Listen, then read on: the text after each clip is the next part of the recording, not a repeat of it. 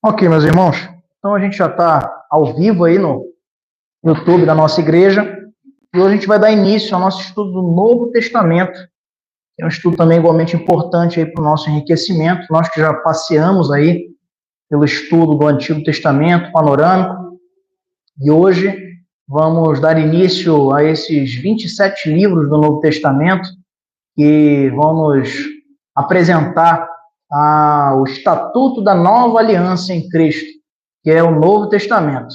Sejam bem-vindos, meus irmãos, estão chegando, fiquem à vontade. Nós, então, vamos começar, meus irmãos, falando sobre uma breve harmonia dos evangelhos. Como você sabe, é importante pensarmos também que os evangelhos, eles são relatos que nos iniciam o Novo Testamento. É por isso que nós vamos começar nesse mês agora de agosto com estudos a respeito dos evangelhos, tanto os evangelhos escritos sob a mesma ótica, chamados sinóticos, como também o evangelho de João, escrito algum tempo depois, cada um deles com seu propósito específico. Hoje nós vamos começar pelo evangelho de Mateus. Mas também pensando, meus irmãos, sobre essa harmonia entre os evangelhos. Quando você faz pesquisas e elabora estudos sobre os evangelhos, é comum você encontrar pessoas alegando que existem controvérsias ou contradições entre os textos dos evangelistas, Mateus, Marcos, Lucas e João. Quando, na realidade, essa é o que chamam na teologia do problema sinótico, é, na realidade, uma evidência do relato humano, pois a Bíblia não é apenas um livro divino, é um livro divino humano.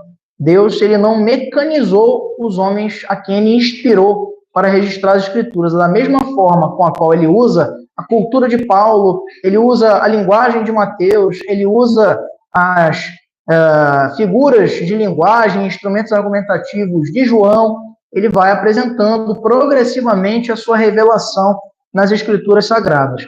Então, quando a gente olha, então, meus irmãos, os 4 primeiros livros do Novo Testamento, Mateus, Marcos, Lucas e João, nós vemos que são chamados evangelhos, que no grego evangelion significa boas notícias, não é? Por isso, boas novas. Os evangelhos são narrativas autênticas da história de Jesus Cristo e mostram pontos de vista distintos da vida e da obra do nosso Senhor Jesus Cristo. Eles foram escritos por autores diferentes para públicos distintos, mas contêm uma mensagem que é única. Não há melhor ponto de partida para nós conhecermos o cristianismo e a sua organização do que começando pelos evangelhos. Essa é uma recomendação de muitos evangelistas, inclusive, para novos convertidos, a fim de que conheçam mais a Cristo e conheçam mais o funcionamento da igreja, pois, principalmente, se ela se baseia no ensino bíblico. Então, o primeiro ponto de partida deve ser sempre os evangelhos. Às vezes se recomenda também algumas outras metodologias estratégicas de que se use também um texto do Novo e um texto do Antigo, e assim você vai caminhando, crescendo nessa jornada de aprender a palavra de Deus. A composição do Novo Testamento, ela vai se dar por uma organização de grupos de afinidade. Quem lembra lá as seções de grupos de livros no Antigo Testamento, que nós vimos no nosso panorama de janeiro até o mês de julho? Nós temos, em primeiro lugar, os 5 primeiros livros da Bíblia, que se chamam o Pentateuco, ou 5 rolos, a Torá para os judeus. Depois, nós temos uma seção de livros no cânon da Bíblia protestante, que nós chamamos de livros históricos, começando em Juízes, terminando em Esdras e Neemias. Depois, nós vemos a seção dos livros poéticos e sapienciais, incluindo aí o livro de Jó, o livro de Salmos, o livro de Provérbios, o livro de Eclesiastes e o livro de Cantares. E depois nós temos uma seção que se subdivide, que encerra o Novo Testamento, o Antigo Testamento, melhor dizendo, com uma seção só que se subdivide, a seção profética, que se subdivide em profetas e depois profetas menores. E a gente começa o Novo Testamento nessa mesma lógica, porque também, assim como o Antigo Testamento, ele não está organizado em ordem cronológica. Se a gente fosse organizar em ordem cronológica, haveria uma outra distribuição de livros que não é essa que você tem na sua Bíblia. Por isso, a Bíblia, no Novo Testamento também, assim como no Antigo, é dividida, é organizada em seções. Então, os primeiros livros do Novo Testamento não são os mais antigos necessariamente. Isso porque João provavelmente escreveu seu evangelho, a gente vai ver isso na última quarta-feira de agosto, ele escreveu já no final do primeiro século, com uma intenção de combater heresias arianas e heresias que atacavam a divindade do nosso Senhor Jesus Cristo. Por isso ele começa o seu evangelho dizendo, no princípio era o verbo, e o verbo estava com Deus, e o verbo era Deus. Tudo o que foi feito só se fez por meio do verbo. Então, nós observamos que João ele foi escrito muito depois de todas as cartas de Paulo, muito depois, das cartas apostólicas, do livro de Atos, e que foi registrado por Lucas, tendo sido o último, e ao lado de Apocalipse, a serem registrados no Novo Testamento. Tem um aspecto sinótico, antes da gente adentrar, principalmente no livro de Mateus, que é importante entendermos, é que, ao ler os evangelhos, um estudioso do Novo Testamento pode perguntar por que os 3 primeiros evangelhos, Mateus, Marcos e Lucas, são tão parecidos entre si? E por que o evangelho de João é tão diferente dos demais? Então, olha só, vamos ver em percentual um quadro comparativo dos 4 evangelhos. Olha só, em Marcos você tem 7% de passagens que só existem em Marcos. Ou seja, só estão no evangelho de Marcos. Não se repetem em outros evangelhos. Já em Mateus, 42%. Em Lucas, 59%. E em João, 92%. Olha só, 92% dos relatos de João não estão em nenhum outro evangelho, só está em João. É em João que você vê bonitas e inspiradas explicações de Cristo a respeito do seu pastoreio para com o seu povo. Ele é chamado, o evangelho de João, Evangelho dos Sinais. Mas sem dar spoiler, porque a gente ainda vai ver o evangelho de João. Já quando a gente vai analisar, a tabela se inverte, quando a gente fala de passagens que são repetidas nos outros. Por exemplo, 93% do evangelho de Marcos está em todos os demais. É o evangelho mais sucinto. Cronologicamente, é muito provavelmente o primeiro a ser registrado. Por quê, pastor Gabriel? Você poderia me perguntar. Por quê? O primeiro que escreve ele é sucinto. Os outros vão acrescentando detalhes que vão também buscando fontes, testemunhas oculares do ministério de Jesus, vão consultar os apóstolos, vão consultar pessoas, até romanos, pessoas ali do tempo neotestamentário que também presenciaram as obras de Jesus. 58% em Mateus, 41% em Lucas e apenas 8% de João se repete nos outros evangelhos. Interessante, então, esse gráfico para entendermos esse aspecto. Mas por que isso acontece? Você poderia me perguntar. O Evangelho de Marcos é sempre teologicamente visto como uma prioridade. Ele foi o primeiro a ser escrito.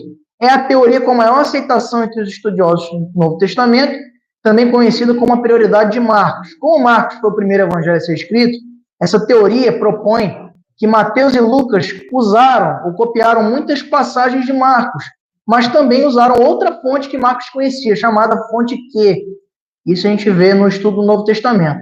Pode ter sido uma outra obra. Tinham muitos circulares no tempo de Jesus que rodeavam as regiões da Palestina. Existia um ofício, uma carta circular que rodava ali, que era Ensinos de Jesus. Muitos dos evangelistas podem também ter se utilizado dessas fontes para registrar os seus evangelhos. Isso não os torna menos inspirados. Foi providência divina toda essa separação dos materiais para a compilação dos evangelhos. E para que hoje nós tivéssemos conhecimento. É importante lembrar, meus irmãos, que Jesus em nenhum momento, diferente do que Deus fez para com os profetas, determinando-lhes expressamente que registrassem as profecias nos livros, nos rolos, Jesus em nenhum momento ele discriminou, especificou como deveria ser feito esse processo. Foi o Espírito Santo Consolador dado à igreja que foi trazendo a eles essa necessidade, principalmente quando falsas mensagens de Jesus começavam a se proliferar no ambiente neotestamentário. O que aconteceu? Os evangelistas, os primeiros apóstolos, observaram a necessidade de defender a sua fé. O Novo Testamento surge, meus irmãos, dentro dessa perspectiva de defesa da fé, para que o verdadeiro Cristo, a verdadeira mensagem do Evangelho de Cristo fosse preservada. Mas a tradição ainda era, nos primeiros dias da igreja, que isso fosse comunicado de maneira oral. Conclusões a respeito dessa questão sinótica. Nenhuma teoria, nenhuma, é capaz de esclarecer completamente essa questão sinótica dos diferentes aspectos de cada evangelho. Por essa razão, duas perspectivas são propostas para amenizar essa possível tensão. Por quê? Questionadores da Bíblia usam essa questão de diferenças nos evangelhos para contestar a validade das Sagradas Escrituras. Mas não é isso que nós vemos quando a gente faz um exame mais profundo de cada um desses 4 evangelhos. Primeiro, por conta da perspectiva da independência. Se eu for juntamente com o Murilo e formos num evento, num congresso da UPH, da União Presbiteriana de Homens, e lá participarmos e formos comissionados, cada um individualmente, para estabelecer um relatório sobre o que viu, é muito possível, meus irmãos, que seja totalmente diferente. Isso não significa que o Murilo está mentindo, nem que eu estou mentindo, e nem que a gente está se contradizendo. Mas, para o Murilo, pode ter chamado a atenção a decoração do evento. Toda verde, com detalhes do ictus, que é o símbolo aí do peixinho, da UPH, e em LED, e talvez para mim tenha chamado mais a atenção a organização litúrgica do evento, e eu vou registrar mais essas questões. É exatamente assim que é a perspectiva da independência. Mas há uma segunda questão que nos chama também a atenção para validar e não para desvalidar a autoridade do Novo Testamento. É a perspectiva da interdependência. Embora João tenha apenas 8% do seu evangelho repetido nos demais, ele tem a mensagem dele totalmente ligada, como Marcos, como Lucas e como Mateus, dentro da apresentação de um Cristo uno. As mensagens deles interdependem-se entre si. Por quê? Porque elas se completam. O que um não diz, o outro vai e alcança. As bem-aventuranças, que são resumidas em pouquíssimos versículos por Marcos, são exaustivamente detalhadas por Mateus. Por outro lado, os encontros que a gente está acompanhando, inclusive nos nossos sermões de Santas Ceias, aqui na IPA, de Jesus com as pessoas, principalmente com os gentios, ele não é detalhado por Mateus e por Marcos da forma como é por Lucas, que era um discípulo de Paulo e é já um seguidor de Jesus de segunda geração. E do outro lado, João, ele por ter caminhado ao lado do seu amado mestre, traz-nos uma concepção muito profunda, como, por exemplo, no relato da negação tríplice de Pedro a Jesus. Somente João relata o choro amargo de Pedro após Jesus fitar-lhe os olhos quando estava sendo interrogado ali pelos seus inquisidores. Nenhum dos outros evangelistas relata isso. É um evangelho mais emocional. É ele que registra o encontro de Jesus ressurreto com os discípulos e aquela pergunta célebre para Pedro, 3 vezes, Pedro, tu me amas? São detalhes muito importantes e que não anulam, meus irmãos, uns aos outros, mas eles se completam. E é maravilhoso ver isso no contexto bíblico. A harmonia, ao longo da história, meus irmãos, muitos estudiosos tentaram harmonizar os evangelhos. A primeira tentativa que se tem conhecimento foi proposta por Tatiano, no 2º século da era cristã, e depois outro personagem que se propôs a harmonizar os evangelhos, foi um já mais conhecido, já no período mais de alguns séculos depois do início da igreja, foi Agostinho de Hipona. E veja só, no século XVI, alguém que bebe muito da fonte de Agostinho, que é chamado por Donald Carson como doutor da graça, ele que começa essa questão da justificação, Agostinho, entendendo essa doutrina a partir do exame da Bíblia, é Calvino. Calvino, ele alimenta-se muito academicamente de Agostinho de Hipona. E ele depois vai sistematizar muito bem também a harmonia entre os evangelhos nos seus comentários bíblicos. Por exemplo, nós vamos ver 2 exemplos sintéticos de harmonização dos evangelhos. O ministério de Jesus Cristo, ele é apresentado da mesma forma pelos 4 evangelhos, pelos 3 sinóticos e por João. Ele tem um início com o batismo e a tentação, e depois os sinais, os milagres, a crucificação e sua ressurreição. Todo esse papel, ele é repetido em todos os evangelhos, embora com detalhes diferentes, mas não foge essa linha. Isso é um argumento, de harmonia. Segundo, passagens presentes nos 4 evangelhos. O encontro de Jesus com Pôncio Pilatos é apresentado nos 4. O batismo dele por João Batista é apresentado nos 4 evangelhos. A passagem onde Jesus se encontra com seus discípulos para a celebração da última Páscoa e da primeira ceia é apresentada nos 4 evangelhos. Todos eles são harmônicos em essas e outras passagens que poderíamos lembrar aqui nessa noite. Conclusão, meus irmãos, dessa primeira parte. Os 4 evangelhos narram a vida e a obra do nosso Senhor Jesus, e cada um com um estilo e um propósito distinto ou diferente, mas comunicando sempre a mesma mensagem central, a salvação em Cristo Jesus. Estudar os evangelhos de maneira harmoniosa é buscar mais excelência no exame das Escrituras. Erra o crente quando quer buscar cabelo em ovo, ou quer achar chifre em cabeça de cavalo, aproveitando aqui do dito popular, tentando provar-se ao ler a Bíblia. Quando nós nos dobramos diante da autoridade das Escrituras, nós temos um aprendizado muito mais rico e profundo das verdades nele contidas.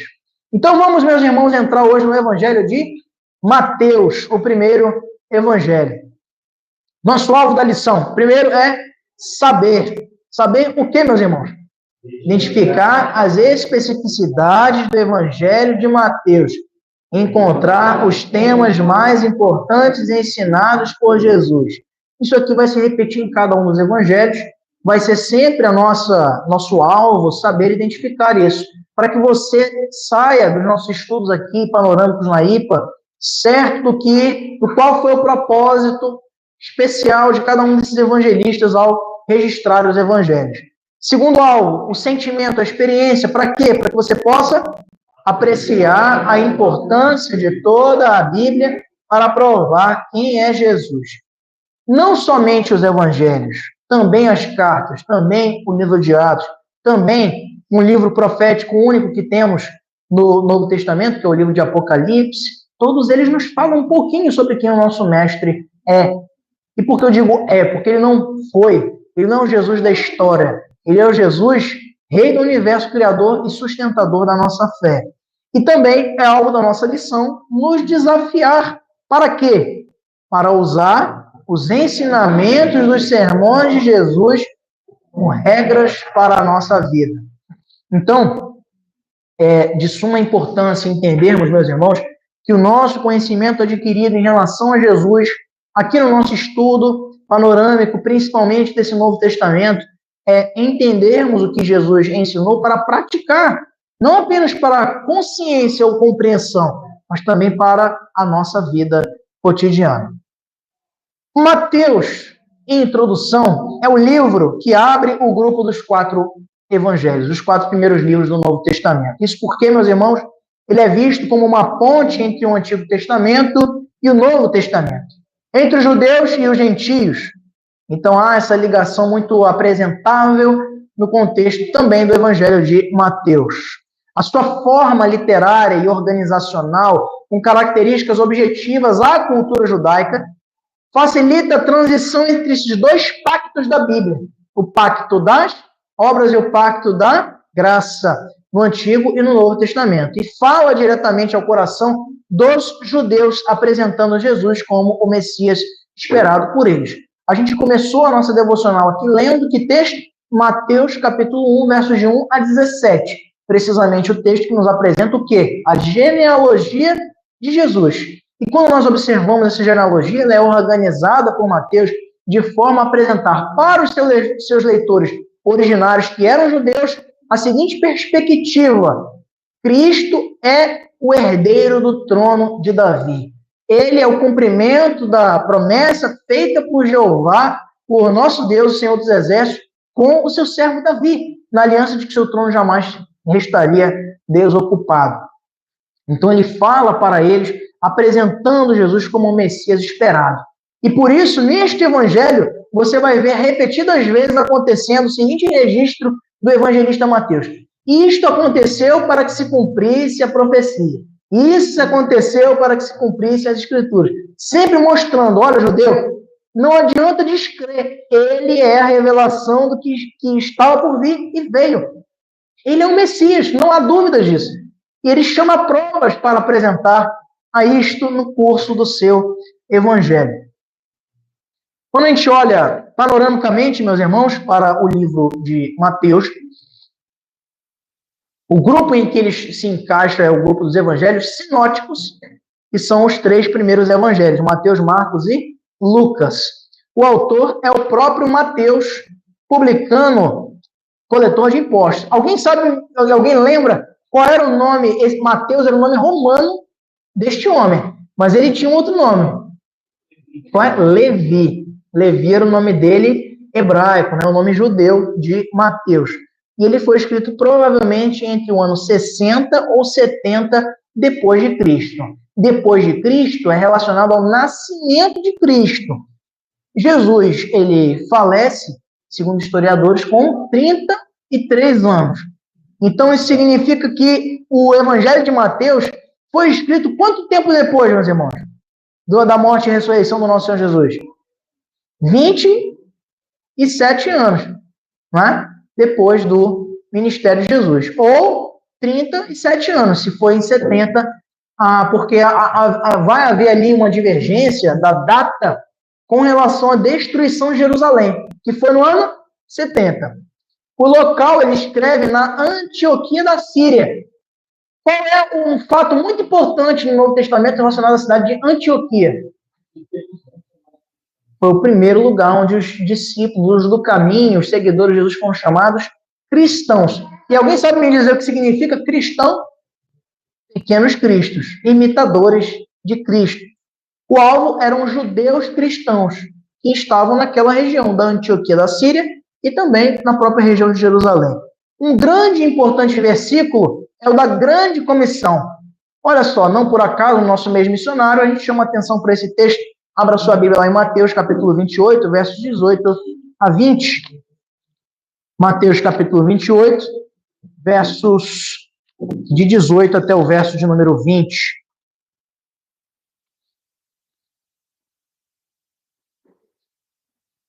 Jesus, aproximando-se, falou-lhes dizendo: toda a autoridade me foi dada no céu e na terra.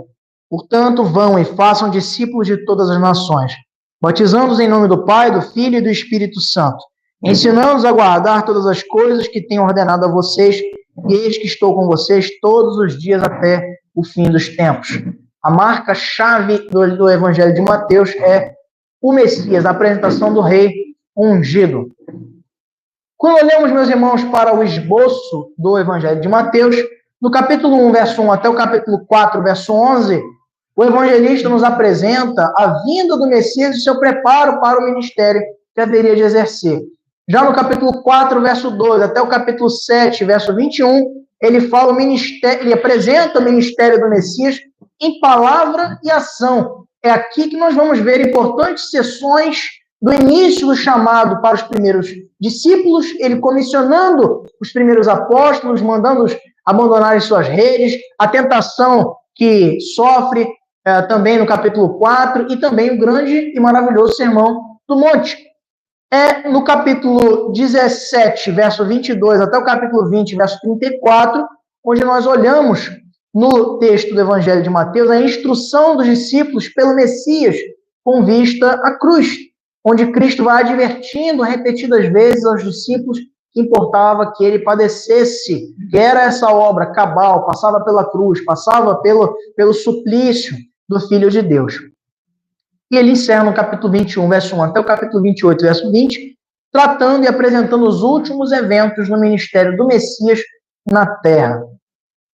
Se tivéssemos, meus irmãos, que resumir o Evangelho de Mateus em uma frase, em uma sentença, podemos ver que Mateus mostra Deus agindo na história por meio de Jesus, rei, e apresenta ensinamentos do próprio mestre, aplicando-os ao contexto judaico. Os ensinamentos de Jesus são muito mais do que qualquer outro evangelho explorado em Mateus. Mateus, um publicano, certamente um homem corrido nos detalhes, né, na contabilidade do império, ele trouxe muitos detalhes, né, começando pela genealogia, depois trazendo muitos detalhes sobre questões relevantes do ministério de Jesus, mas principalmente mostrando ele agindo como um rei de direito. É no Evangelho de Mateus que nós vemos a referência da sua descendência davídica, quando ele, embora fosse um descendente do trono real, da nobreza, ele vindo de uma família pobre, tinha ainda que pagar os impostos, e é lá que ele chama a Pedro para, né, dentro do peixe, coletar ali a esfinge que haveria de pagar os seus impostos e também dos seus discípulos. Temas em destaque no Evangelho de Mateus. Primeiro, Mateus, ele é reconhecidamente o Evangelho dos sermões. Muitos teólogos bíblicos vão organizar o Evangelho de Mateus como o Evangelho dos sermões, da organização de mensagens. Por volta do segundo século da era cristã, isto é, a partir do ano 100 em diante, ficou reconhecido que o Evangelho estava dividido propositalmente em 5 sessões. Cada sessão do Evangelho de Mateus se abre com atividades ministeriais de Jesus, seguidas de um sermão, e se fecha com o uso de expressões conhecidas como colofão. Vamos ver essa estrutura no quadro que nós preparamos. Primeiro, em Mateus 3 e 4, nós temos a preparação do Sermão do Monte, que se completa em Mateus 5 e 7. As atividades de Jesus, o seu batismo e a sua tentação, no capítulo 3 e 4, respectivamente, são apresentadas aí inicialmente. Depois, o sermão, capítulo 5 ou 7, Sermão do Monte. E ele encerra, então, com esse colofão, que é um fecho, uma conclusão. Quando está em Mateus 7, 28. Quando Jesus acabou. É a expressão que nos dá o fecho dessa primeira sessão. Segunda sessão, Mateus 8 e 9.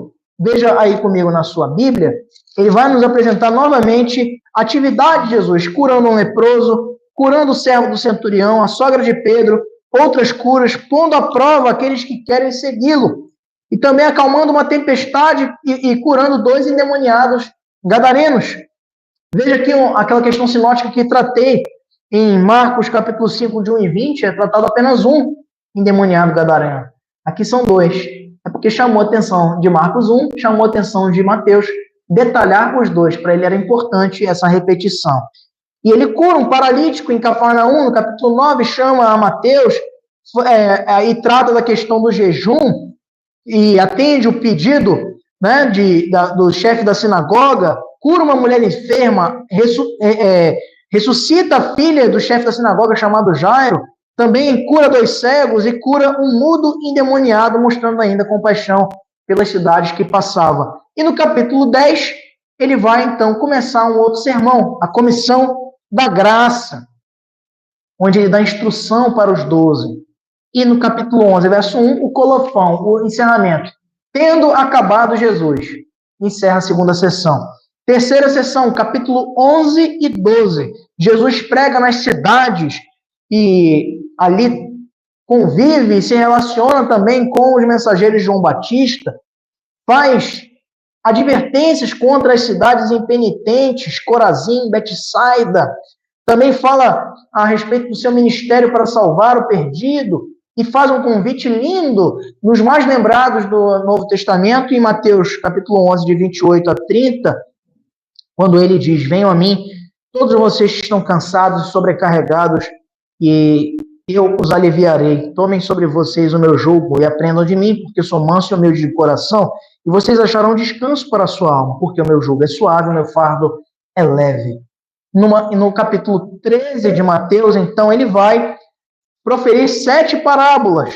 A parábola do semeador, a parábola do joio, a parábola do grão de mostarda, do fermento. Depois ele vai usar a parábola do tesouro escondido, da pérola, da rede. Ele vai falar de coisas novas e velhas e é rejeitado na sua região de nascença, em Nazaré.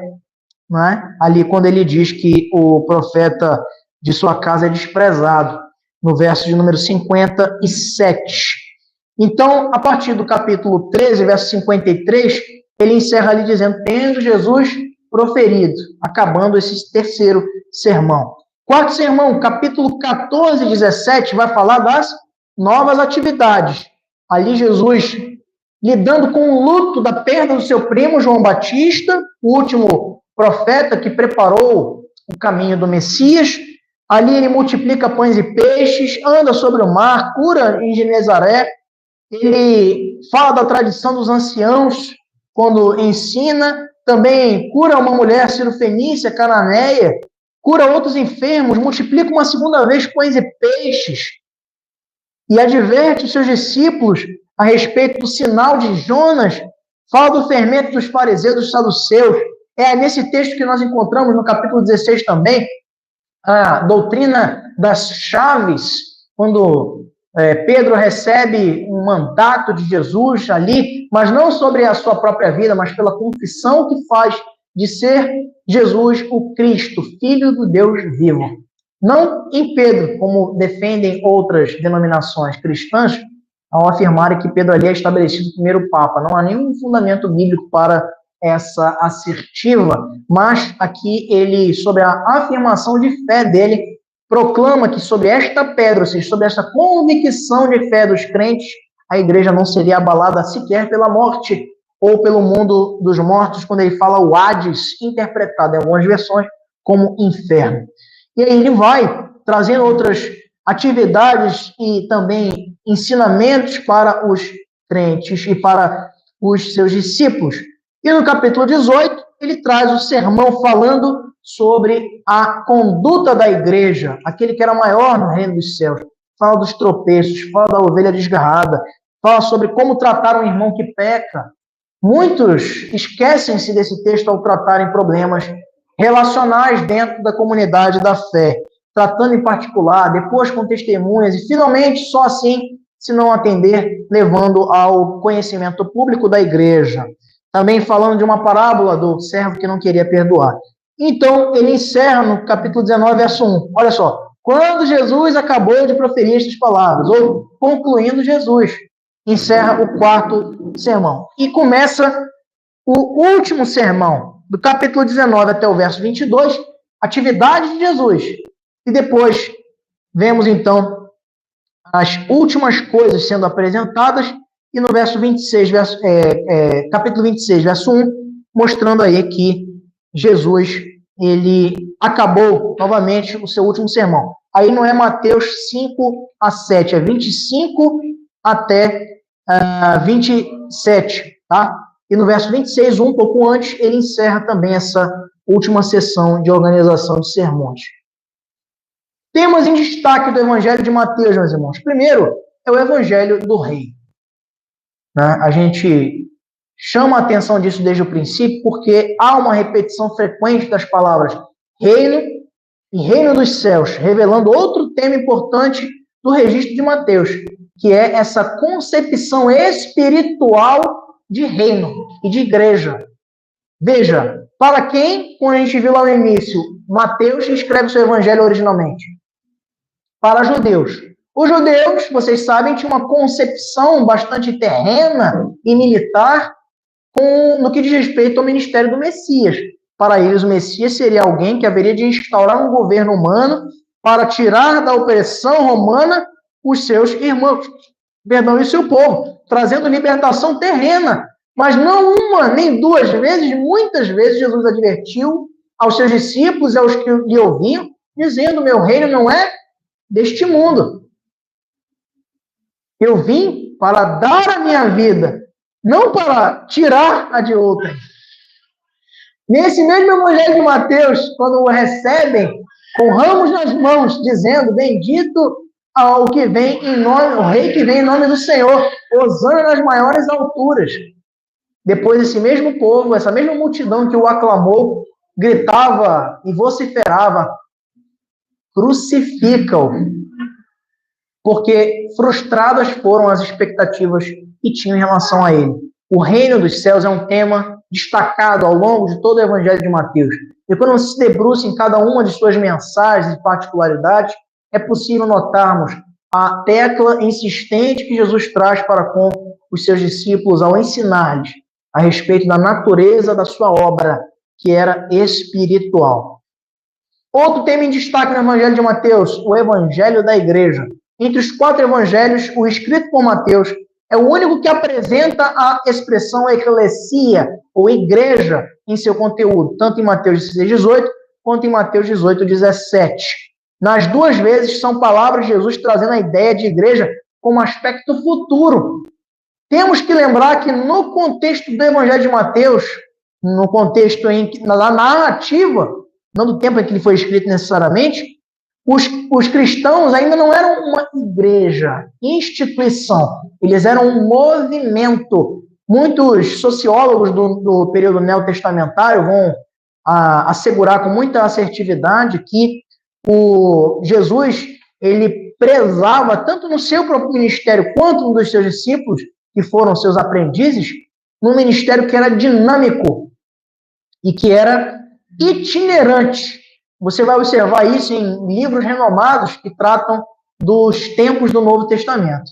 Era itinerante. Era por isso que você vê Jesus percorrendo as cidades, os seus discípulos sendo divididos de 2 em 2 para percorrerem as cidades. Depois, Jesus, com a própria promessa do envio do Espírito Santo, diz para que temporariamente eles aguardassem em Jerusalém, mas depois eles também são chamados para percorrerem as cidades, indo pregar em toda Jerusalém, na Judéia e Samaria e até os confins da terra. Nas duas vezes ele traz então essa perspectiva da igreja para o futuro. A igreja vai se notabilizar como instituição muito tempo depois, mas primeiro ela foi muito itinerante, ela foi muito dinâmica, ela foi movimentada pelo agir do Espírito Santo, levando principalmente os apóstolos e depois os discípulos dos apóstolos, Paulo, como homens que levaram o evangelho por várias cidades naquele tempo. E devemos a esse agir missionário, aproveitando a temática desse nosso importante mês de missões, toda a trajetória da igreja até chegar aqui nos nossos dias. Outro tema em destaque, o evangelho da autoridade messiânica. A mensagem do evangelho de Mateus é valorosa, meus irmãos, para toda a humanidade, mas o propósito inicial da sua escrita foi alcançar os judeus em particular. A intenção de ser dirigido aos judeus é vista pelo seguinte fato: Mateus faz cerca de 60 citações do Antigo Testamento. Era a Bíblia que circulava nas mãos dos judeus de seu tempo, que era a Torá, e por isso às vezes você vai ver: ué, pastor, mas eu nunca vi ele dizer Gênesis, Êxodo, Levítico, Números e Deuteronômio. Não, ele fala a lei, a Torá. Ele fala os escritos, são os livros históricos, e eles aglutinam também os sapienciais e poéticos. Não faz essa divisão como nós fazemos. E quando ele fala os profetas, são os rolos dos profetas. São mencionados aproximadamente 60 vezes pelo evangelista Mateus. Pode falar, Max. Isso, na parábola do rico e Lázaro, né? É verdade. O Lari menciona isso aí, foi uma boa lembrança. Então, visto qual é o objetivo de Mateus em trazer essas 60 citações. Quem é o outro que vai citar muito o Antigo Testamento também? Paulo. Paulo vai citar muito. Na carta aos Romanos ele cita diversas passagens. Em outras cartas cita também. Mas principalmente Mateus traz aqui com que intuito? De provar a autoridade messiânica de Jesus em relação ao cumprimento de profecias já antecipadamente entregue ao seu povo. O povo duro que crucificou o seu próprio Senhor, ele tem que ser despertado. Importava que fosse assim. Jesus mesmo diz aos seus discípulos que deu-lhes olhos para que não vissem e ouvidos para que não ouvissem. Por quê? Porque ele tinha que ser renegado, crucificado, para que a obra do Senhor fosse completa. Pode falar, Max.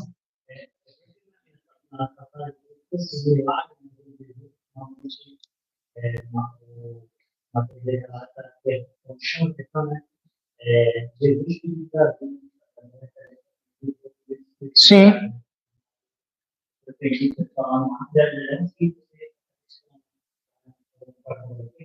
Marcos não cita que a Jesus, filho de Davi, Mateus. Olha, esse exercício, Max, que você fez, é recomendável para todos vocês quando estudarem a palavra de Deus, principalmente se tratando de evangelhos. É muito bom. Nunca, eu digo muito isso para pregadores, nunca você pode pregar um texto no evangelho sem saber os textos correlatos. Tem que ler todos, porque você vai saber ricas informações que um traz, que outro não traz, dentro dessa harmonia evangélica, né, dos autores do Novo Testamento. Meus irmãos, parábolas do reino. Aqui elas são vistas muito brilhantemente no texto do Evangelho de Mateus, mas também em outros evangelhos nós vemos também parábolas sendo apresentadas. Mas em Mateus, muito especificamente, é uma clara intenção de Cristo nas parábolas tornar conhecidos e simples os mistérios do reino àqueles que estavam prontos para ele, assim como tornar obscuros os mesmos mistérios àqueles rebeldes. Olha só o quadro resumido das parábolas de Mateus capítulo 13. Muitas parábolas são resumidas aí no capítulo 13 de Mateus. Em Mateus 13, de 3 a 8 e de 18 a 23, nós vemos aí a parábola do semeador. Vários tipos de ouvintes para a mensagem do reino, não é? Depois, em Mateus 13, de 24 a 30, de 36 a 43, vemos o trigo e o joio, falando da mensagem de uma resposta verdadeira, de uma resposta falsa dentro do reino de Deus, no trigo e no joio. Quem já viu aí o trigo e o joio, vê que são idênticos, a não ser pelo seu conteúdo interior. O joio é seco. É uma folha de trigo seca, sem nada dentro, sem fruto. Já o trigo tem o produto que vem a produzir a massa, o pão e o alimento. Em Mateus 13, de 31 a 32, a parábola do grão de mostarda, o grande crescimento do reino, dado um pequeno começo. Às vezes as pessoas se detêm, não, eu preciso só ter uma fé do tamanho de um grão de mostarda, pensando, pequenininho já está bom, já agrada o Senhor. Mas esse grão, eu já preguei isso aqui, sobre isso na igreja, ele se torna uma frondosa e bonita árvore, robusta, que faz, o próprio texto nos explica isso, fazendo alinhar em seus galhos as aves dos céus. Que grãozinho, que plantinha que faz isso? É uma fé que tem um começo pequeno, humilde, simples, mas que cresce gradativamente para se tornar abrigo até para os demais. Em Mateus 13, 33, a parábola do fermento, falando das forças do reino, o potencial do fermento. Já falamos bastante isso aqui também na igreja. Em Mateus 13, 44, a parábola do tesouro, e também de 45, 46, da pérola, mostrando o grande custo da edificação do reino, como preciosidades. Também em Mateus 13, 47, 50, a parábola da rede, mostrando o duplo destino daqueles que são tocados por ele, pelo Senhor. E em Mateus 13, 52, falando do chefe da família, misturando elementos novos e velhos no seu ensino. Pronunciamentos aqui que são caseiros, em casa, e também destinados aos discípulos, enquanto que os anteriores são pronunciados junto ao mar da Galileia e destinados às multidões. Veja que são parábolas específicas para grupos específicos. Rejeição ao rei, outra importante questão do Evangelho de Mateus. A maior parte do Evangelho de Mateus retrata a trágica rejeição de Jesus. Só a narrativa da morte de Cristo ocupa 25% do livro, um quarto de toda a obra de Mateus. À medida que Cristo se identificava com fatos e feitos que se chocavam com as tradições judaicas, a liderança se opunha ainda mais a ele, não o reconhecendo como Messias e rei. No princípio, você observa as castas judaicas, os partidos judaicos, os saduceus, os zelotes, os fariseus, os herodianos e os essênios, todos eles buscando de alguma forma interpretar Jesus à sua forma, buscando, revela-nos quem tu és. E Jesus não revela, mas no tempo certo, quando ele revela, ele é ainda mais rejeitado e perseguido para cumprir o que havia de acontecer, que era a sua morte na cruz do Calvário.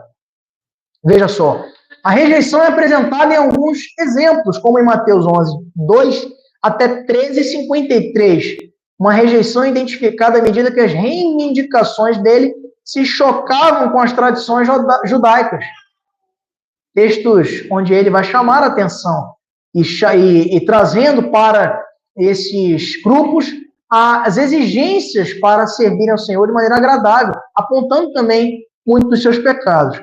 Em Mateus 13:54 até Mateus 19:2, outra rejeição, quando Jesus prepara-se para uma rejeição definitiva enquanto rei dos judeus. Em Mateus 19:3 até capítulo 25, verso 46, você vê a rejeição definitiva com a crucificação. A sua condenação ilícita, juridicamente inválida e nula, e julgando ali na forma como conhecemos.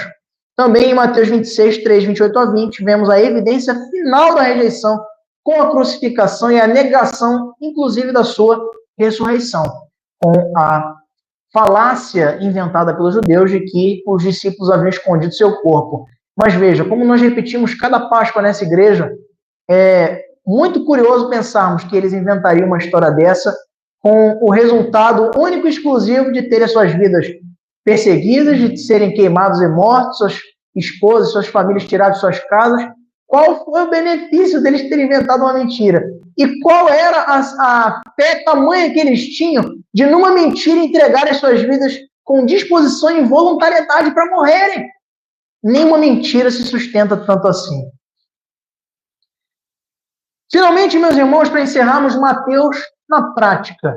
Embora Mateus tenha escrito aos cristãos judeus, isto é, judeus que criam no Messias, seu evangelho também é um livro que apresenta valores práticos para a igreja do nosso tempo. Vamos ver alguns deles. Primeiro, um livro de prática de evangelismo. Nele nós vemos um evangelho dinâmico, um Jesus que alia doutrina com vida, dois elementos importantíssimos da evangelização, e identificando principalmente uma característica de alcance isonômico da palavra de Deus. O que isto significa, pastor Gabriel? Significa que não há acepção na pregação do evangelho.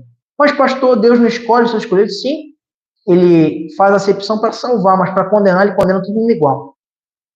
Pode ser rico, pobre, negro, branco, indígena, asiático, japonês, e paraense, ananindeuense, e também canadense, seja lá o que for, carioca, e que me incluir também, com certeza. Condena. Agora, para escolher, ele escolhe para a salvação. Entretanto, meus irmãos, não é nossa essa obra, é dele. É pela graça. E a nossa pregação tem que ser só para os eleitos? Não. O ministério do Espírito Santo age no coração dos eleitos. Mas a pregação nossa é o chamado que nós denominamos geral. É para todos. Para os que se salvam, mensagem de esperança. Para os que não creem, sentença do juízo de Deus, da sua condenação. Para que sejam indesculpáveis. O Evangelho de Mateus também é um livro que identifica o valor do Antigo Testamento. Antes de eu continuar, pode falar mais. Sim, exatamente. Na carta aos Romanos. Um livro que identifica o valor do Antigo Testamento. Eu já ouvi gente que se diz crente, que se diz estudioso da Bíblia e diz assim, não, mas eu só leio o Novo Testamento. O Antigo Testamento para mim não tem validade. Muito você não está na igreja errada. Você é um discípulo de Marcião, um dos grandes hereges do início da igreja. Não é? O Ário, o Deus do Antigo Testamento, meus irmãos, é o mesmo Deus de graça. É por isso que quando o povo de Israel pecava, ele não permitia que a pessoa que pecou fosse sacrificada no altar. Esse era o justo. Esse era o certo. Quando a gente olha para o animal com misericórdia de Deus, você consegue enxergar a graça desde o Éden até o Apocalipse, até a Nova Jerusalém.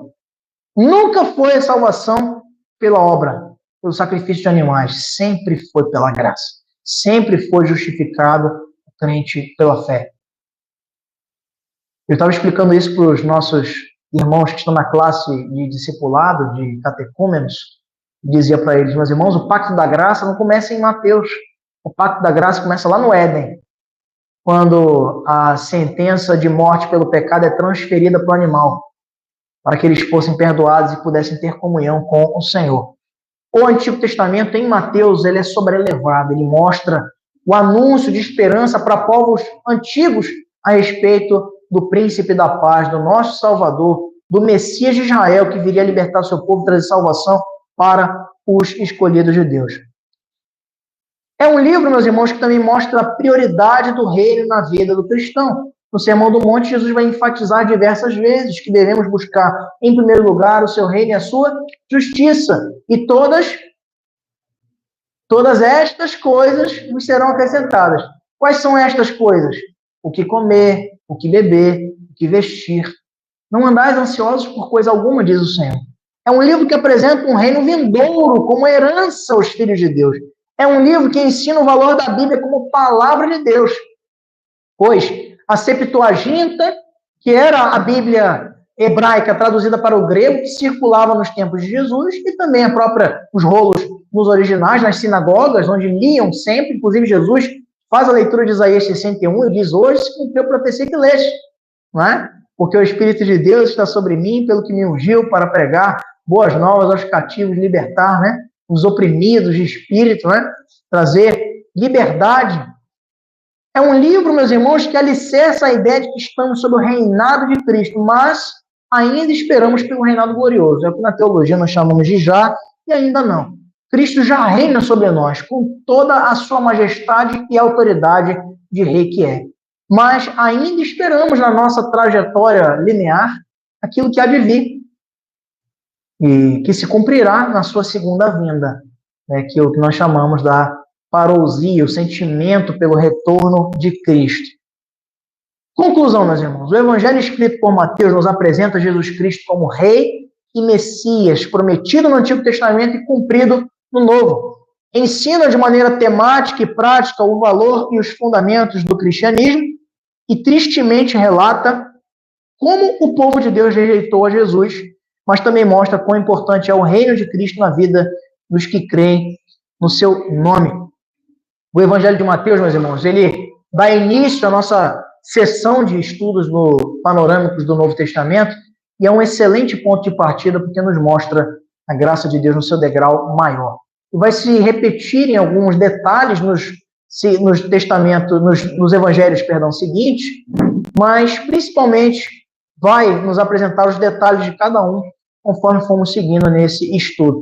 Você que nos acompanha no YouTube, fica o convite para também participar conosco presencialmente aqui na IPA e estar conosco em comunhão, tomando um cafezinho gostoso aqui no seio da igreja e principalmente experimentando a comunhão dos santos, que é a igreja do Senhor. Vou pedir para a nossa irmã parar lá a transmissão, para a gente fazer a nossa oração de encerramento nesse momento.